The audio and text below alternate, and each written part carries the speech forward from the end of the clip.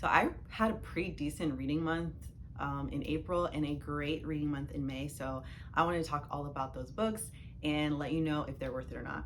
So before we jump into the books that I read and finished in April and May, I wanted to talk about my 2 DNFs. So the first one was Before I Let Go by Kennedy Ryan, and this one is a second chance romance that follows a couple that were previously married but have since divorced, and essentially we follow their journey back to each other. This one was really hard for me because I know that so many people really enjoyed this book and the writing itself was really good. The only thing that caused me to DNF it was that there was a lot of focus on the physical relationship that the couple had, and there wasn't as much of a emphasis on the emotional intimacy as far as where I got to at the 50% mark. Usually in the romances that I read and fall in love with, I really like there to be a focus on emotional intimacy and for there to be a slow build or a slow burn, as you'll find out in the next books that I'm going to be talking about in my wrap up. But yeah, it just wasn't the book for me, but hopefully another Kennedy Ryan book will knock my socks off.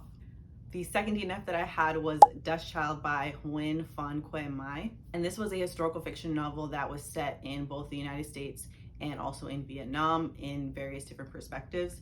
Another book that I really had 5-star predictions for, but there was just a lot of focus in one of the perspectives on a physical relationship that one of the characters had with another character or another perspective that we had.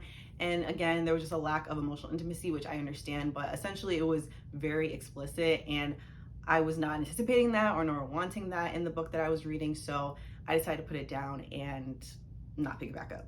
Okay, now that we got the DNFs out the way, let's talk about the books that I actually finished. So the first book that I read and finished in the month of April was Sanditon by Jane Austen and Juliet Shapiro. We start off with the story with the Parkers having a bit of trouble right in front of Charlotte Haywood's family's farm, and one of them sprained their ankle, and so her dad extends some help to them, and they are so thankful for all of the help that they received that they invite Charlotte, the eldest daughter of this family of I think 11 kids, and invites her to spend the summer with them at their resort Sanditon.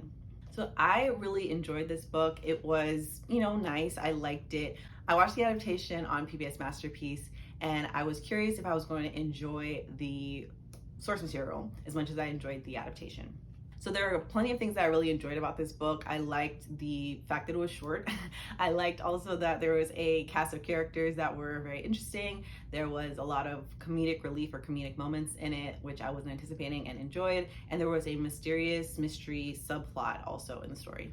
I definitely can say that I enjoyed Book Sydney a little bit better than the adaptation or the, miniseries Sydney, the TV Sydney, which was a very interesting take. It was a very big personality difference between the two, but I liked how jovial Book Sydney was. I really did enjoy Charlotte. I feel like she was really smart, she was really witty, and she had a good, set of standards, but it also got her into some problems, which was really fun to see in the miscommunication trope that took place in the story. I can say that overall, I did enjoy this book. My only critique is that towards the end of the book, we got introduced to some characters that I feel personally should have been introduced at the beginning or at least the middle of the book. But if you like Regency romance and you like reading classics, I highly recommend this novel because it was really enjoyable. And like I said, if you like a little bit of a mystery subplot and some comic relief and you just want a light classic to get into, I highly recommend this because it's a short one. The language was very easy and very palatable to read. So yeah, I do recommend it. I gave Sanditon 3 stars. Next, I read There by Tommy Orange, and this is a literary fiction novel that follows a cast of characters. Are you sensing a theme here? But yes, it's a cast of characters who we get their perspective in each chapter. And I really enjoyed this story because we're following members of the Indigenous community in Oakland as they're hosting their first big Oakland powwow.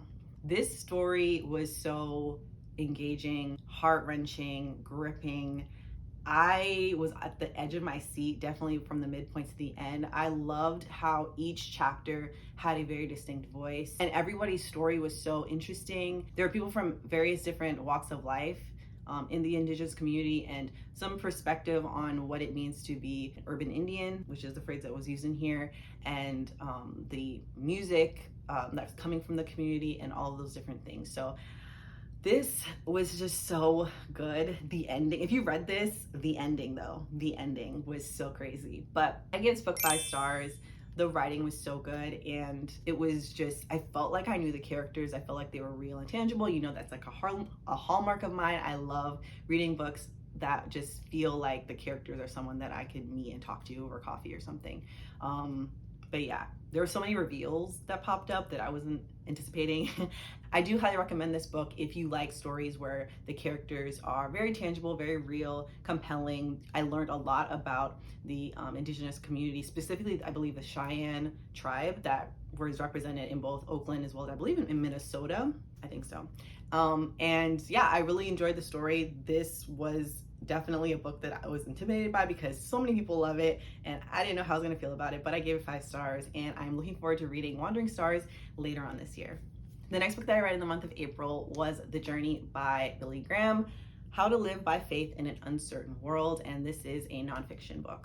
So essentially with this book, I kind of coined it as step-by-step gracious instruction. So before I picked this book up, I hadn't really read any books by Billy Graham, and I've only watched maybe a few of his sermons here and there. I really did love the fact that, like I said, this is gracious instruction. There was an element of humility and just an extension of grace to every person that reads it. So if you're a person who has never been interested in Christianity, or that you've been a believer for a long time, I highly recommend this book. He really walks you through the journey of life and talks about a lot of different things that come up in life that would definitely challenge your faith, whether it be if someone in the church hurts you, or, you know, makes you feel not welcome. He talks about grief, he talks about anger, he talks about substance abuse, he talks about all these different things. And then one thing that I really loved was that there were parts that he shared about his own life that he, you know, wishes that he had done a little bit differently when he talks about parenting and things of that nature. And so I really appreciate that. I appreciate when I'm reading any type of nonfiction work, whether it be a memoir or an autobiography, and there's some amount of self-reflection that takes place, where there's parts of someone's life where they wish, man, I wish I would have kind of handled that a little bit differently, and extending a lot of, like I said, a lot of grace and a lot of love and compassion towards the people that he is talking to in the book, as well as the stories that he's sharing from his experience of counseling different couples and people in his life. The next book that I read was The Eye of the World by Robert Jordan. So this is book 1 of the Wheel of Time series, and in this series we are following a pivotal character called the Dragon Reborn. In every age there is a fight between light and dark, and in past ages the dark has been winning. And so depending on which side the Dragon Reborn chooses, it has a very distinct and powerful impact on the world. And I really enjoyed this story a lot. I enjoyed learning about the world and the history that is behind this world. We were starting off with learning about these 5 characters that are from the 2 rivers, and we're following them as they are doing different various quests throughout the book. So I overall enjoyed this story. I gave this book 4 stars. I liked the characters for the most part. The only thing that I really didn't care for was that there was definitely a slog in the middle part of this book, where we were kind of going through different quests, and we're following a particular group of characters that just kept doing the same thing over and over and over again. I felt like it could have been, you know, cut out, and that would have saved us quite a few pages. But if you're interested in a high fantasy book that is taking its time to build up the characters, build up the world, then I definitely recommend this book. And yeah, be prepared because it's a 14-book series. The next book that I picked up was Their Eyes Are Watching God by Zora Neale Hurston. This book is following Janie, and she is a young woman who is just trying to figure out about life and about love. She's very curious, she's very outgoing, and she stumbles upon different people and men in her life, and you see her kind of go on the search for true love. She eventually finds somebody that she really loves and cares for, but there is quite the tragic ending. And so I overall really did enjoy this story a lot. I enjoy Janie. I love the dialect that's used in this. It's set in Florida, and there is a distinct Southern dialect that is used, and we get to see various different parts of Florida, which is the state that I'm from. I love Zorl Hurston's storytelling abilities, the way that she was able to tell Janie's life through these pages, and word choices that she used, the metaphors that she chooses and analogies were just impeccable. I really see why this was required reading back in the day, and that this was read in schools. I know it's not read in schools anymore, unfortunately, but yes, this is a work of art. I gave this book 4 stars. It was really, really good. I actually might raise the rating eventually, but I want a little bit more time with it to marinate, and then I probably will raise it in a later time. But I'm definitely happy that I own it, and I will look forward to reading it again in the future. So that was April. Let's jump into the month of May. So in the month of May, I read another great nonfiction book, and I gave this one 5 stars, and that is The Immortal Life of Henrietta Lacks by Rebecca Skloot. I rated this book 5 stars. I'm not even gonna hold you because this was so good. This is, I would say, it's set up kind of like narrative nonfiction. It kind of reminded me of The Warmth of Other Suns by Isabel Wilkerson, because it had the aspect of following Henrietta's life, her family's life, and then also there were stories and details about the medical. Oh, actually, maybe I should tell you what this book is about first. Hold on. So in this book, we are learning all about Henrietta Lacks and her family, and also we're learning about her cells, the HeLa cells. This was a cellular line that has become one of the most important tools in medicine. It has been used to develop different vaccines and conduct various amounts of medical research.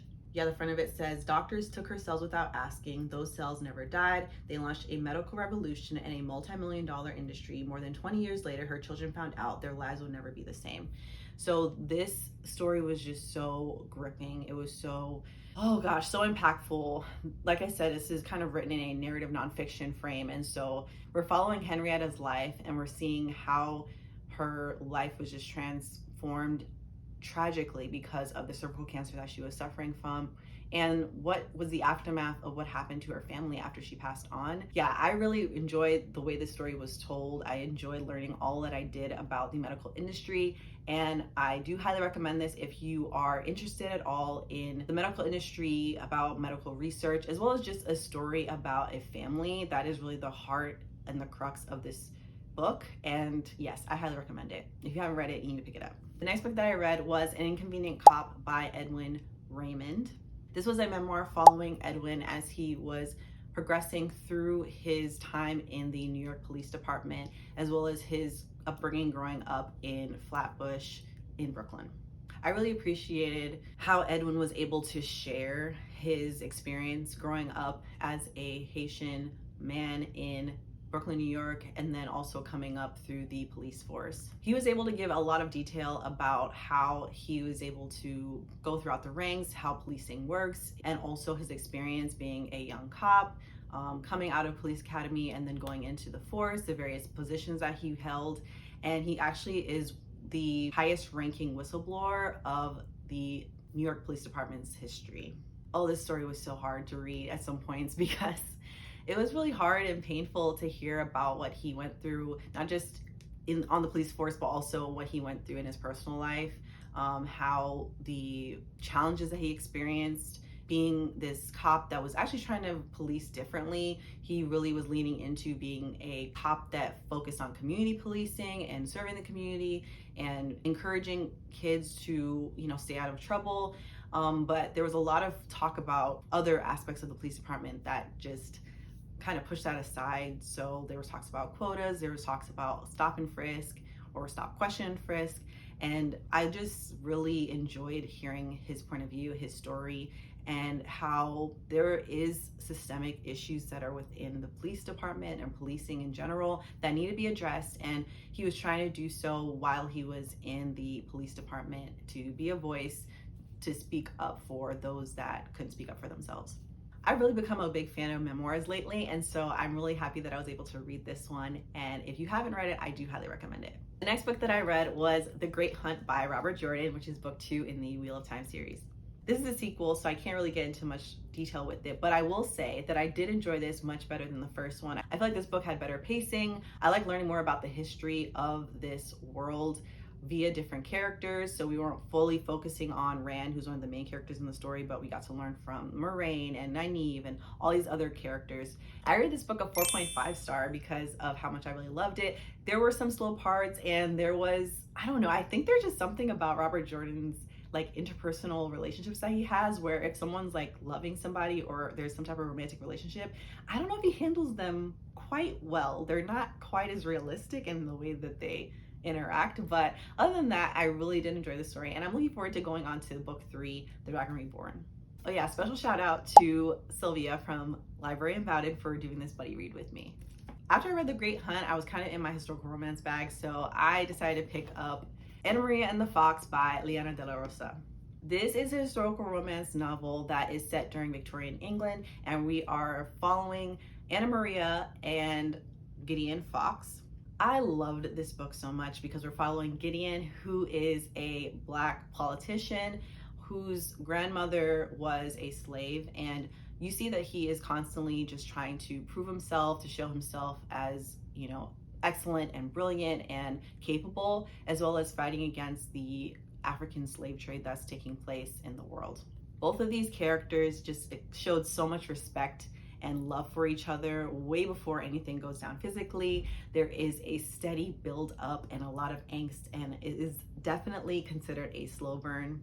I love the fact that there was such a focus on the historical events that were taking place during this story, like the Civil War, the Atlantic slave trade, and the French occupation in Mexico. And I love that. I love that there was such a historical backbone to this story, and how it influenced the lives of the characters that we're following. This book was so good. I loved it so much. I gave this book a 4.5 stars only because that it was, you know, a little bit spicy at the end, but I would say it's only really spicy towards the very end. I think there's like 2 chapters where, you know, something was going down, and then other than that is very much clean, I would say. I just loved it. It was such a fun time. I was, you know, kicking my feet. I was like really having the best time with this book, and so, you know, I had to go ahead and pre-order Isabel on the Rug as soon as I could. So I did, and I'm looking forward to continuing this series and seeing what the other characters get up to. Next, I picked up The Beautiful Ones by Silvia Moreno Garcia, and I gave this book a 5 star. In this story, we follow, I'm trying to think of what their names are. Nina, oh yes, Nina, Hector, and what's the girl's name? What is the girl's name? I can't remember what her name is. Valerie, yes, okay. And this is a historical romance, historical fiction novel that follows 3 different pivotal characters, Nina, Hector, and Valerie. And Nina is a young woman who is in, I believe this is set in France. I don't remember exactly where this book is actually set, but it is set in, I believe, a French town, and she's in the city to, you know, live out the season, her first, I think, yeah, her first season as a debutante, and finding a good suitor. She meets a man named Hector, and she immediately falls in love with him, but he has some ulterior motives on why he's spending time with her, and it has everything to do with her cousin's wife, Valerie. And that's all I'll say, but I love the story so much. Oh my goodness, it was so good. The writing was so great. I loved following the different perspectives we get to see, from Nina's perspective, from Valerie's perspective, as well as Hector's, and there's some twists in this story that was just so good, and there's a little bit of magical realism. It's just like just enough that like brings a little twist to the story, but most of it is pretty much, you know, regular fiction. Yeah, this book really blew me away. I anticipated liking the writing and enjoying it. I gave another book by Silvia Moreno Garcia a lower rating. So I was kind of scared of how I was going to feel about this book, but I absolutely adored it. I gave this book 5 stars. I highly, highly, highly, highly, highly recommend reading this book to anyone who is a fan of historical romance at all, and is just interested in a very good story where you just don't know where it's going to turn, and about how love can truly blind us, and even lust and infatuation can truly blind us from what's right in front of us. In this story, we're following Max and Jay, and they are brothers who are seniors in high school. They were born, I believe, 18 months apart from each other, and they have done something that's really bad, and they are now reconciling with those decisions and those the consequences of their actions.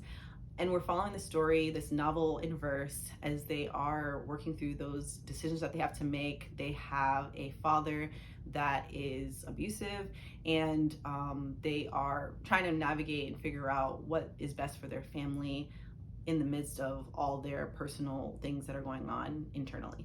I really enjoyed this story. It was, like I said, a novel in verse, so I did not know that going in, to be honest. I opened the book and I was like, oh, this is a novel in verse. I had no idea. I liked getting both Jay's and Max's perspectives, and they both were just going through a lot, and it kind of reminded me of All My Rage. Not on the same level that All My Rage broke my heart, but in the setting of, you know, it being the last year of high school, going into college, not even knowing if you're gonna go to college, and having dreams and aspirations, but then thinking that I might not want to do that because of how it might impact my family. Yeah, I like this story a lot. I give this book 3.5 stars. It was good. I liked it. It didn't give me like 5-star feeling, but I did like it a lot. So those are the books that I read in April and May. If you're interested in seeing what books I plan on reading in the month of June, click this video here.